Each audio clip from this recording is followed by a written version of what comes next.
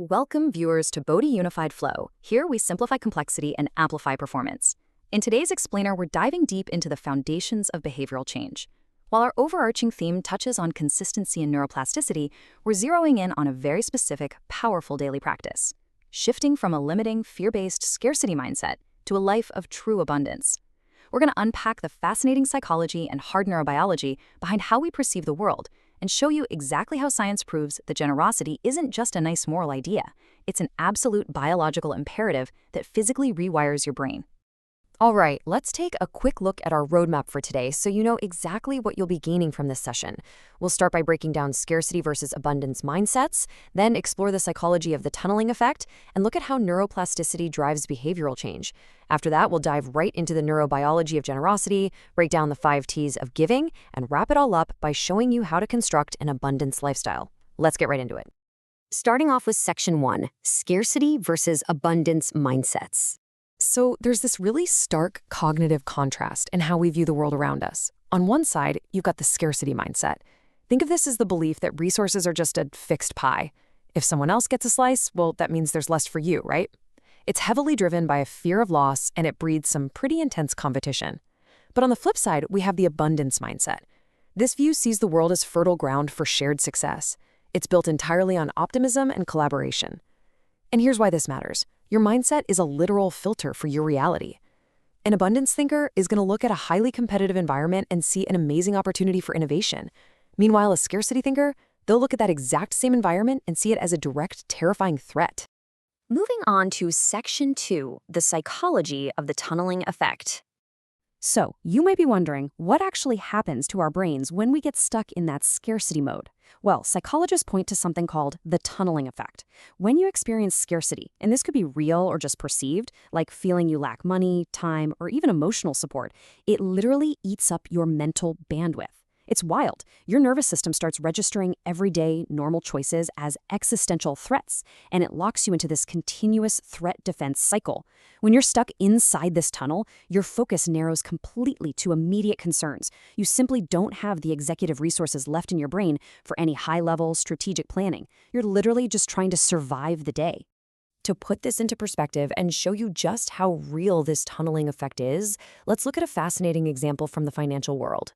You'd probably assume the best cure for financial scarcity is getting on a super strict budget, right?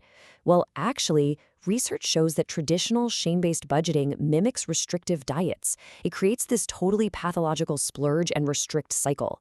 In a 2019 study by the Financial Consumer Agency of Canada, researchers followed up with people who were explicitly taught to budget. Take a guess at how many actually reported that it reduced their financial stress? Just 8%. No way, right?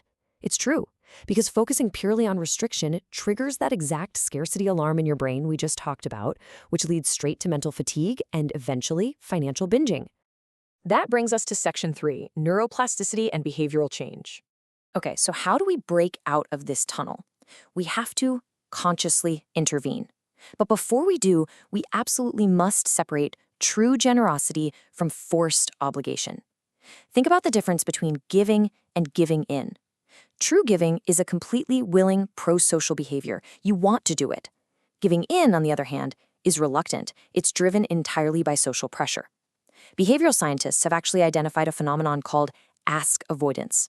This is when people operating from a scarcity mindset actively avoid situations like crossing the street to avoid walking past a charity fundraiser, just so they aren't triggered into a state of empathy that might force them to part with their perceived limited resources. But here is the absolutely incredible news. Our brains are not permanently hardwired. Thanks to neuroplasticity, your brain has the capacity to physically rewire itself and shift its neural pathways through repeated intentional practice. This is the foundation of building a daily practice.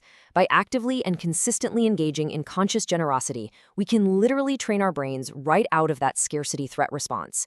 We can reduce our stress, drastically increase our problem-solving capacity, and build a powerful, reinforcing loop of positive perception. It's an absolute game changer. Let's dive deeper into the hard science in Section 4, the neurobiology of generosity. When we look at fMRI brain scans, the results are just mind-blowing. Voluntary generosity lights up the ventral striatum and the orbitofrontal cortex. Now, if those sound complicated, just know that these are the exact same reward centers in your brain that fire up when you receive money. Giving releases this potent chemical cocktail. You get a hit of dopamine, which brings pleasure and reinforces the behavior, serotonin, which stabilizes your mood and drops your anxiety levels, and oxytocin, which promotes social bonding. In fact, economic trust experiments have shown that giving someone a boost of oxytocin can increase their monetary generosity by an astounding 80%. Giving literally creates a neurological high. It physically shifts your biology from fear-based survival mode into growth-based expansion. Which leads us perfectly into Section 5, the 5 T's of giving.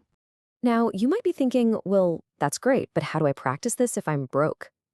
The truth is, generosity isn't just about cash. In Buddhist psychology, the highest form of generosity actually has nothing to do with finances.